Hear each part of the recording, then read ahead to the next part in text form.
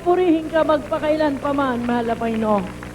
Ano man ang sasabihin ng buong mundo, na walang katotohanan ang ating pinag-usapan dito. Paano tayo makatanan sa lahat ng mga himala?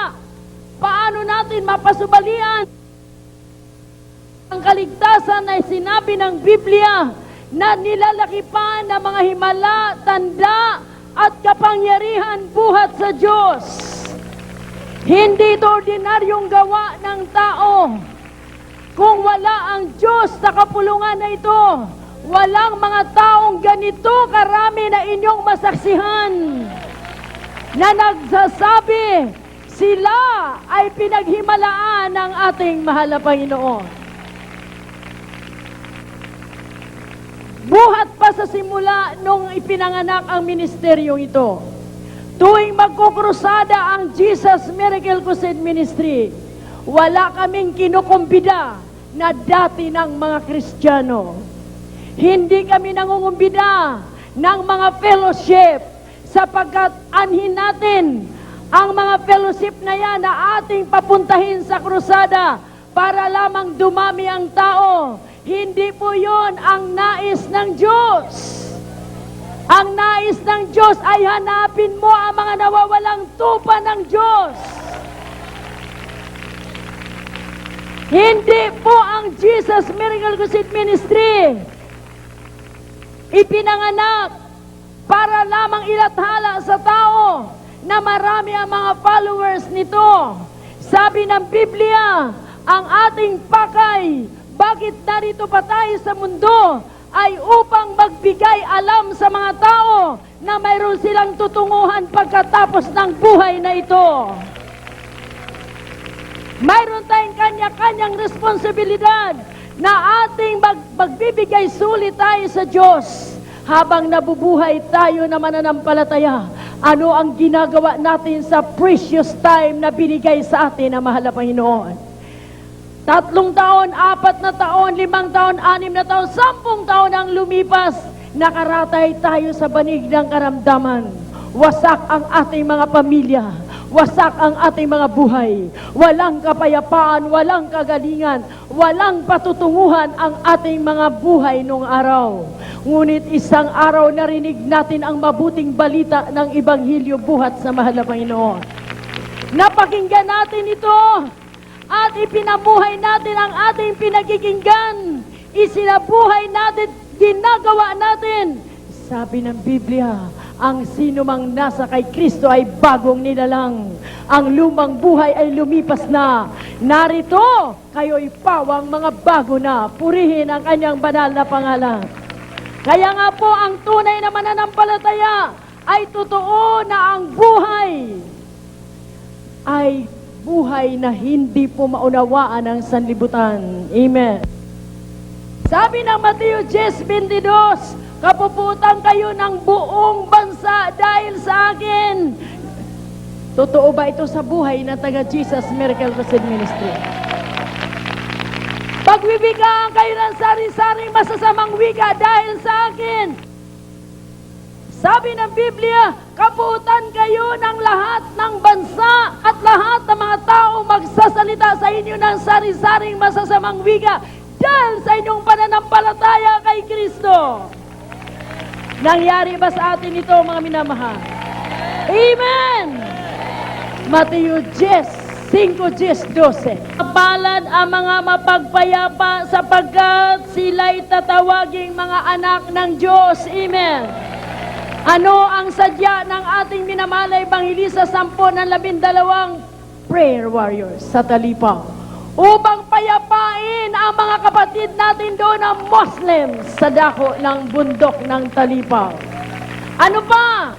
Upang i-comfort ang mga foreign hostages, magpapakamatay na, nagkakasakit na, walang masulingan, hindi alam kung ano ang kanilang kinabukasan, ano ang mangyayari sa kanilang buhay. Narito ang ating Apostol Pablo sa ating panahon. Amen. Hindi kailanman kinakausap ng Diyos ang hindi handang maglingkod at sumunod sa kanyang utos. Sa panahon ni Moises, tanging si Moises ang kinakausap ng ating mahal na Panginoon. Sa panahon ni Daniel, tanging si Daniel ang pinagkatiwalaan na mahal na Panginoon. Sa panahon ni David at ni Solomon, sila lamang ang karapat-dapat na mangunguna sa bansang Israel. Sa panahon ni Gideon, si Gideon lamang ang kinausap ng Diyos upang malutas ang problema ng mga Israelita. Amen! Sa panahon ni Daniel, si Daniel lamang sa kanyang panahon ang namamayagpag at nagsasabi, itapon niyo man ako sa yungib ng leon, hindi ako natatakot sapat ang aking Diyos ay makapangyarihan sa lahat. Kinainggitan si Daniel sa kanyang panahon, siya ay isa sa mga mataas na katungkulan sa Babylonia. Kinainggitan siya ng mga taga roon, hinanapan siya ng mali, kaya ito ang maging aral sa lahat kong mga kapatid, saan man dako tayo naroroon, anumang kinakarap natin mga suliranin, mananatili tayong ilaw ng sanlibutang ito. Si Daniel, kinainggitan siya ng kanyang mga kasamahan, kahit na anong gawin yung pagtatawa dyan, sa sunod na mga araw, lalapit at lalapit kayo sa Diyos. Lahat ng mga taong umaalimura sa gawain ng Diyos na ito, tatawag at tatawag kayo sa ating mahal na Panginoon. Ngayon, pinapatunayan namin sa inyo, dati-rati, habang may gawain ng Jesus Miracle Crusade Ministry, parang naging masangsang na amoy. Sapagkat ito po ang iglesyang iniwanan ng mahal na Panginoon sa 12 apostoles. Say Amen! The most persecuted church was the early church headed by the 12 disciples. Sila ang pinaka-most persecuted church. Bakit pinipersecute sila Apostol Pedro? Kanilang ibinubunyi ang kapangyarihan ng ating mahal na Panginoon. Hinuhuli sila, nilalatigo sila, binibilanggo sila, papatayin sila. Still, sabi ni Apostol Pedro, handa kaming sumunod sa Diyos bago sa tao. Kaya kami po ang lahat ng ating mga gawain, hindi po ito pinupuno ng kumbidado mga fellowship, sapagkat hindi na nila kailangan ang gospel. Tuwing may krusada tayo, ang dumadalo ay ang aming mga kapatiran, kasama ang kanilang mga dalang mga bisita, mga bunga nila. Hindi na kailangan natin kumpidahin ang lahat ng fellowship para lamang sabihin, marami tayo. Hindi tayo rito naghangad ng marami. Ang hinangad natin ay ang makasunod sa utos sa mahal na Panginoon, humayo at ipangaral ang salita ng Diyos. Kaya ang mga minamahal kong mga kapatiran ngayon, marami po nagsasabi, kukunti lang sila. Hindi po kami naparito para magparami. Ang utos ng Diyos sa amin, humayo at humayo at humayo at magbalita ng mabuting balita ng kaligtasan. Purong-puro ito, mananampalataya at mga baguhan. Wala kaming kinukumbida ng mga fellowship dito. Tuwing may krusada ang mahal na Panginoon, hindi siya nangungumbida ng mga pare kung sino-sino mga parokya. Siya po ay nagtatawag ng mga may sakit, mga wasak na tahanan, mga tinatapo na ng lipunan. Yan ang gawain na tunay ng mahal na Panginoon. Nagpapagaling ng mga may sakit, walang bayad. Sasagutin tayo ng mga kinasangkapan ni Satanas. Bakit ang inyong mahal na ebanghelista hindi pa nakakalakad? Ang Diyos ay nagwika, for your thoughts are not my thoughts, neither your ways my ways. Hindi nyo kaisipan ang aking kaisipan, ni hindi nyo pamamaraan ang aking paraan. Ito'y pinapatunayan ng mahal na Panginoon dahil sa pagsunod sa kanyang utos. Naghirap ang kanyang lingkod, nagpakahirap upang masunod ang kalooban ng Diyos. Ngunit sinabi ng Biblia, ang sino mang naghahangad ng kanyang buhay, mawawalan nito. Ngunit ang naghanap at nagbigay ng kanyang buhay kay Kristo, magkakaroon nito. Hindi nalintana ng mahal na pastor ang kamatayan doon sa bundok ng Talipaw. Nandun na nun siya'y binaril. Nandun na nun sila'y umakyat sa bundok, nalaglag siya. Pakidala ang wheelchair dito, Brother John. Dito po nakaupo ang ating minamahal na ebanghelista sa simple lamang na tali. Tumatakbo sila habang sila'y pinapaulanan ng bala, ng kanyon, airstrike sa taas. At habang sila tumatakbo, nakatali dito ang ating minamahal na ebanghelista At ano lang naman itong tali na ito? Tumatakbo sila at umaakyat sa bundok na mga bako-bako, batuhin, at talagang napakasukal, hindi pa nadaanan ng tao. Pagmasdan ninyo ang gawa ng ating mahal na Panginoon. Nakakaakyat sila sa bundok at matarik na mga bundok at nakakababa, nakakaakyat muli, nakakababa. Ito lang po ang inupuan ng ating minamahal na ebanghelista. Ang kapangyarihan ng Diyos ay hindi matatawaran. Totoong Diyos na makapangyarihan ang ating Diyos na nakilala. Kaya kung ano man po ang inyong mga kuro-kuro at pananaw, ang sadya namin dito, hindi upang kayo ay hikayatin at ipamembro sa amin. Ang sabi ng Biblia, kung nais ninyong maligtas, tanging si Jesus ang daan tungo sa kaligtasan. Jesus is the way, the truth, and the life, and no man cometh unto the Father but by me. Walang ibang daan. Kaya nagpakita ang Diyos ng mga himala. Ano natin matakasan ang mga himala at ang kaligtasan na ibinigay ng Diyos sa atin. Na ito'y sinasamahan ng katakot-takot na mga himala at mga tanda. Ang tanong, bakit hindi pa nakakalakad ang ating mahal na ebanghilista? Sa loob ng 3 buwan mahigit, daang araw ang pinag-ayuno niya. Hindi kaagad-agad ito makarecover. Pinagpahinga siya ng mahal na Panginoon. At sabi nga po ni Daniel, nung malaman ng hari na si Daniel ay naakusahan ng kasalanan ay pinaratang sa kanya na hindi na pwedeng bawiin ng hari, na isahan ang hari ng mga presidenteng nainggit kay Daniel. Nandoon na ang decree ng hari ng sino man na nasa sakupan ng kanyang kaharian na hindi dadalangin sa Diyos ng hari ay itatapon sa yungib ng leon. Kaso si Daniel, hindi niya alam na ganun pala ang iniisip sa kanya ng kanyang mga kasamahan. Nung malaman niyang napirmahan ang decree ng hari at itatapon sa yuwib ng leon ang hindi sasamba sa kanyang Diyos-Diyosan, hindi luluhod. Lalo siyang umuwi sa kanyang bahay, binuksan lalo ang kanyang bintana, nakaharap sa Jerusalem, nakataas ang kamay, at nagpuri patuloy siya sa kanyang Diyos. Hindi natatakot si Daniel sa decree ng hari na itapon siya sa yungib ng leon. Bagkus ipinagpatuloy niya, dinagdagan pa niya ang pagpupuri na maninga sa ating mahal na Panginoon. Madalit sabi, natapon si Daniel sa yungib ng leon.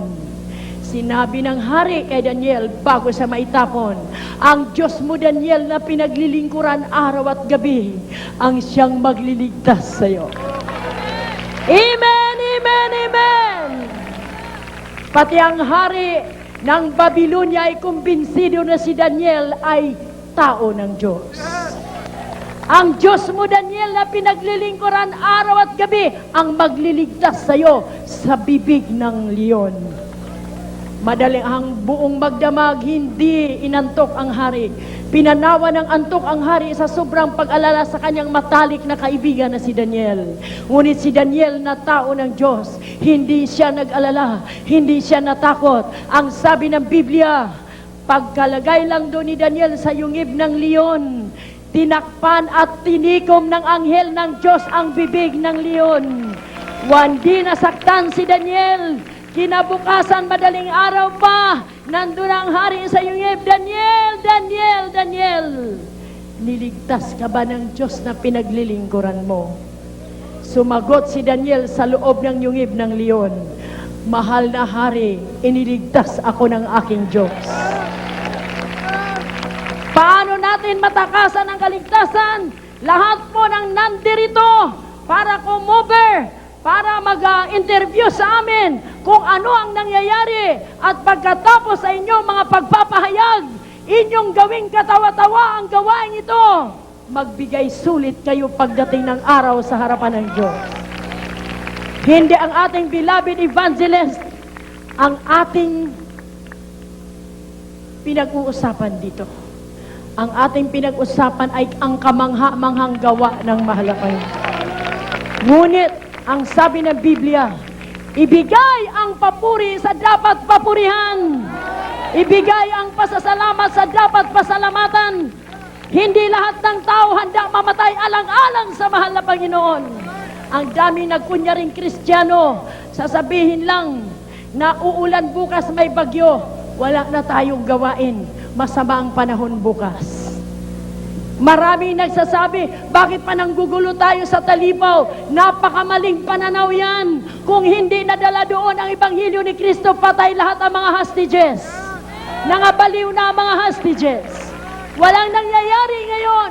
Katawa-tawa at tinutukan ng buong mundo ang ating bansa. Ngunit salamat sa Diyos, meron tayong Apostol Pablo sa ating panahon.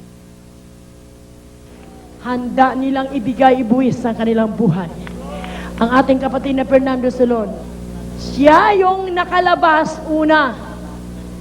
On fasting siya, pangatlong araw, walang kain-kain yun. Tuloy-tuloy ang fasting nila. Walang makain, walang mainom na tubig. Nung siya raw ay rating sa isang bulubundukin, may maliit na bahay doon. Hindi pa siya nakaabot doon sa kampo ng military. Mayroon kubo roong bahay, walang nakatira. Doon siya sumilong para magpaabot ng umaga. Mamaya mayroon daw aswang.